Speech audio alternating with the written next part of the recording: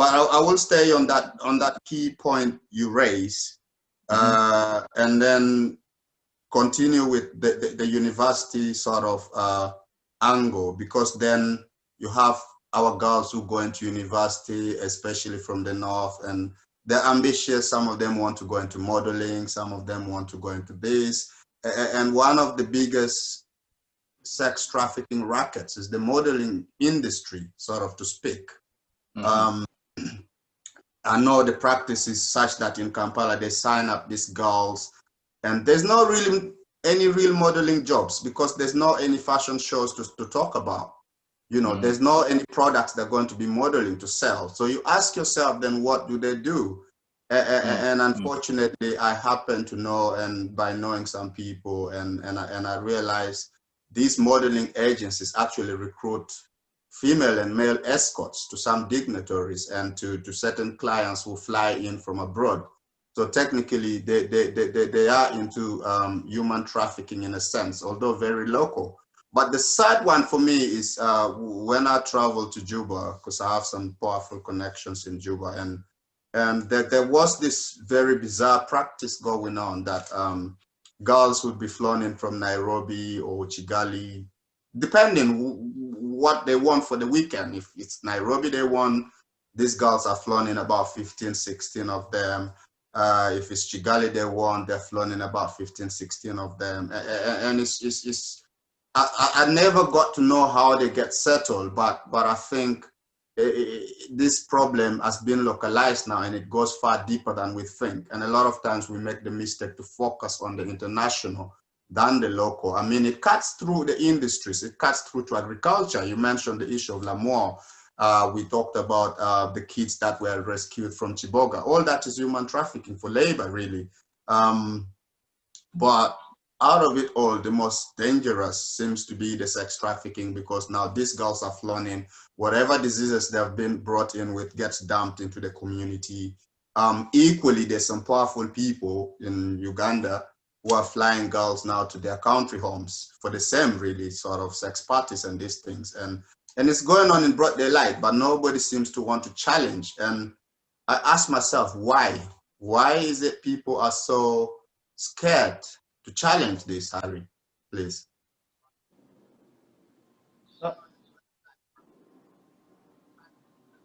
So you want me to come in?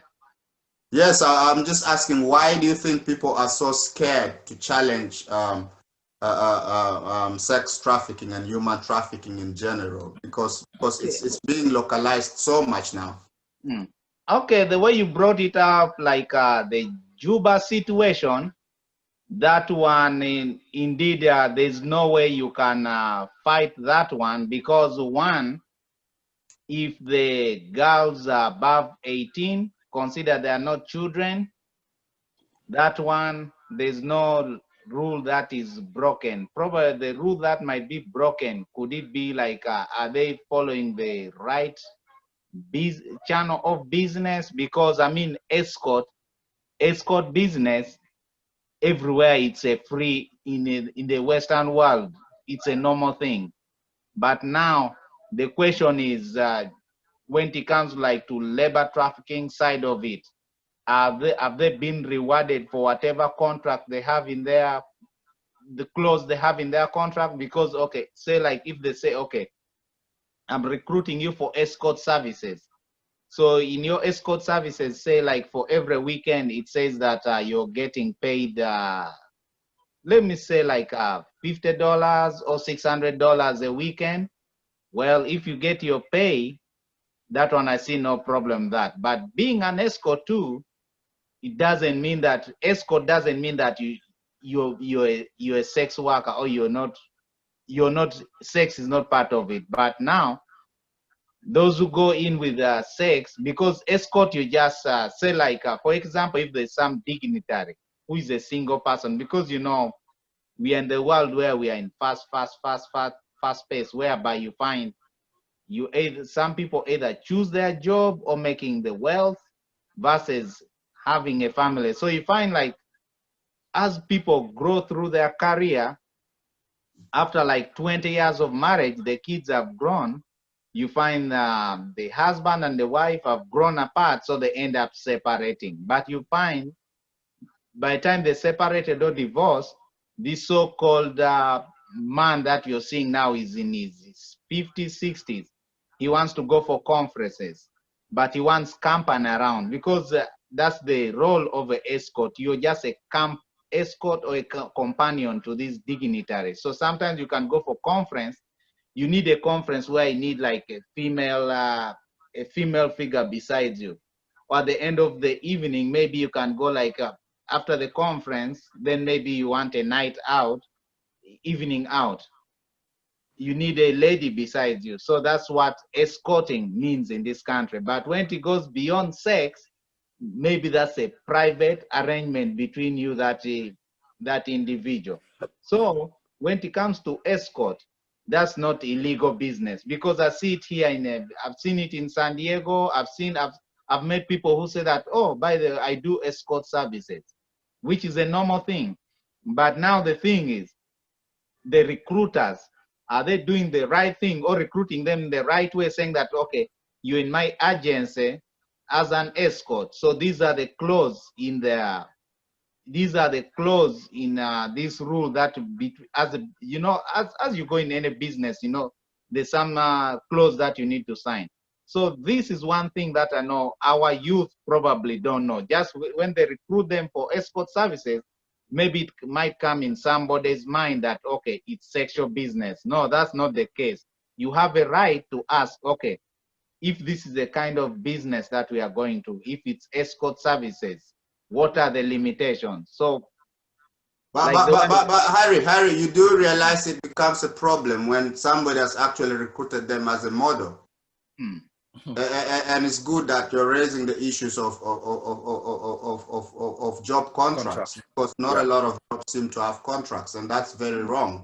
And whoever the Minister of Labor or whatever is doing, they haven't really done much to protect the labor force in Uganda, because there are issues to do with pensions, there are issues to do with remuneration, salaries, and wages. So there's so many issues. There are issues to do with other employee benefits. In the West, we get a lot of benefits from being in a job, which our counterparts at home don't seem to enjoy. And this could possibly not only fuel corruption, but also could be a push factor for people to get away and come to these countries. So everything starts to tie in. I was coming to that point because, so that's like an example, let's say like for escort, because this is pretty much more of like an evening or a side gig, because that's really not considered. That's not considered a real profession, because say like, okay, you can be like, for example, as Charles gave an example of university student. You might be pursuing your career in medicine, but as a medicine student, you want to kind of have like a side gig, say, because normally like a weekend or evening thing. So by being like, say like an escort, okay, one, you need to have like a clause. It has to identify whatever the terms, but doesn't mean that it should involve sex or whatever, sex as per se, because that one's now a private arrangement. So when it comes like to pension side of it, like to escort, that one won't be there. But then all that, if you're being paid like for those hours of services, it's more like service work, side day to day. Okay, all right. Thank you very much for your contribution. Charles, if you can briefly comment in that same light, and then we can move on to the trafficking routes. Yes. For me, I was looking at how these individuals are recruited, and what comes to my mind, especially regarding our citizens who seem to all end up in the Middle East being tortured. And I hear that the agency that actually recruits them are mostly owned or managed by people in high places in the government. This is what I have heard. So what I've heard is there are coordinators all around the towns looking for people who might be interested in lucrative jobs in the Middle East. So this is how they sell it. Now, if you go to a place like Gulu and you seem like someone who is reasonable, well dressed, and clean shaven and all the rest of it, and you have placed an advert maybe in the Radio Mega, asking for people to contact you on a particular phone number if they're interested to go and work in the Middle East. It could be, they might sell it as jobs available in the Middle East working with wealthy families. Okay, but they don't really specify what the job is. So of course you're going to end up with a lot of people answering to that kind of advert. And it has happened that many people do answer to these adverts. But then what then happens is they all come around, because we all know there's rampant unemployment among the youth, especially. They look at going abroad as being a privilege. If I can go abroad, even if what I'm being offered now, it doesn't look very attractive, but while I'm there, who knows, maybe I'll have some contacts and end up, bettering myself in one way or another. So in my opinion, these agencies should be put on task, because they are giving false image of what is awaiting our people in the Middle East. And what is worse, when our people are now, because first of all, they will not pay them the going rate, because they will end up pocketing most of the money. So our people end up being paid something like $10 a day or something ridiculous in that sort of order. When in actual fact, these so-called wealthy people could be paying upwards of $100 or $200 a day, or even an hour. This is very true. This is very true. And then you end up seeing people living in real poverty, because what happens is people go there to make little money so that they send it back to their families. And once they get to the Middle East, their passports are taken away. They cannot leave the house. And they're given a small room that is where they will be staying. And they will work any hours of the day, because there's virtually no time. I think they work on average of 16 hours a day, on average. Exactly. Which violates the labor laws as well. Exactly. And this actually is contrary to any. You cannot work from Monday to Monday with no break in between. You are actually entitled to at least a day off. And not only that, within one day, you cannot work from 8 o'clock to 5 o'clock without any break. You are entitled to at least a lunch break and perhaps 2 tea breaks. When I'm talking like this, some people I'm sure would be listening to me and saying, what sort of world is this guy from? Because they are so used to abusive employers who don't give them any time to have a rest. If you're using machinery, that is absolute danger to yourself. So but any country has got regulations governing how people should work, the amount of break they should take, which is a minimum of at least half an hour for lunch, 15 minutes for tea break before lunch, and then after lunch before you actually sign out. So what I'm saying is, most of these organizations give a false impression of what this job is, right?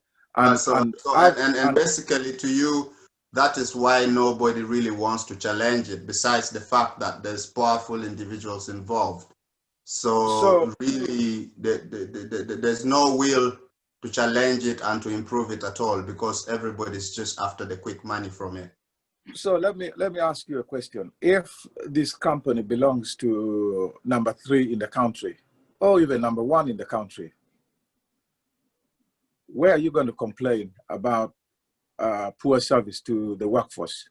If number 1 in the country is the one who owns the agency, or the kind of arrangement between Uganda and these countries which are supplying the workforce.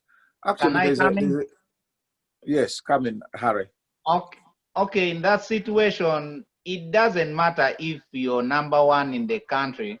The only problem that we have in Uganda, almost African countries as a whole, giving an example as we see like the Oliver mentality, we have that problem of underlooking at ourselves. Because take an example, all these jobs that are in Arab world, you know, Philippines was one of the leading starting countries that started pioneers in starting all these labor related services. So Philippines has a lot of, if you see Europe, if you see in Europe, if you see in Europe, you see Philippines leads into like services. If you come in America, it's the same thing, and same thing came in Middle East. At first, they had issues with all these labor-related abuses, so it got involved in. It got Philippines as a government got involved, whereby their leaders had to sit down with all these Arab nations, the abuses that all their girls were having. So they had to make it a point whereby they can't confiscate their documents. So in their close or two, they had access to communication. Then in the same situation, Uganda can be whereby we have like an ambassador in Middle East that can at any time be able to have access, because whoever goes to Middle East, as soon as you go to Middle East, you have to sign up. As soon as you step in there, you have to register or sign up with the embassy. The embassy. That's how the thing can be brought down. Because, like, for example, say like when I travel back home, by law, I'm told to go to register because there's a security attaché at the embassy that I have to announce my presence when I'm in the country, so that in case of any situation, or in case of any communication, I can, or trouble, I can be contacted. So that's why the embassy is there for. Because anybody, before you step out of Entebbe, it should be a law whereby this thing should be addressed with the other governments, the labor side of Middle East. Then anybody, before you step out of Entebbe, you should have a contact. Your contact should be with the Middle East embassy, then so that embassy can do either bi-weekly, at least to check these members at their workplaces to make sure they're treated fine. That's how the thing can. But you see that intervention you mentioned still doesn't take away the trafficking aspect of it. No. Because if somebody's in domestic servitude, they're not allowed to move freely in the country. They're not allowed to hold their own travel document. They're not at liberty to say, this is not the job for me, I want to go back home.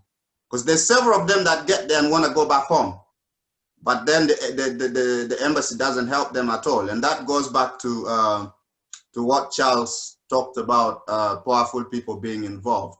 So really, it's we need the will from within our government before anything can be done and the conditions of these people improve. Otherwise, I think for our youth, the message we need to be preaching now is to explore other ways of self-employment for themselves and not relying on going abroad. That. This one's now the downfall of the embassy, because no matter, even if it doesn't affect either the second highest or the third highest person in the country, because if it's a business of the third highest in the country, so like the example I gave, example Philippines. Philippines was like in the same situation where their workers were struggling, were suffering like the way Uganda. And most of those businesses were like for the, definitely, you can't have somebody in Palermo running this kind of business. You know, you have to have foreign connection to run this business. So definitely this kind of business is not for anybody small. So, but they can contact the labor department, the other countries. These are the rules we want, like for these people who are working like in domestic related jobs. And that's what Philippines did. So the issue there, Harry, is that the powerful people of Philippines had the will. Yeah. Don't. Exactly. So that is the critical point there. It's not. Yeah. In fact, there was a batch of people that traveled just before COVID-19, and they got there and they never even got to go to their duty stations. They're stuck in a hostel somewhere. I think you've seen this video circulating. And they suffered horribly. I don't know whether they have now been taken back home, but some people got trapped in the midst of COVID-19 and they were not being let out. And so without people challenging it, it's not gonna change, because the people at the top, they're making money. They want this money. They already have money. I don't know why they want more, but they want this money. So they don't have the will to do anything. But I think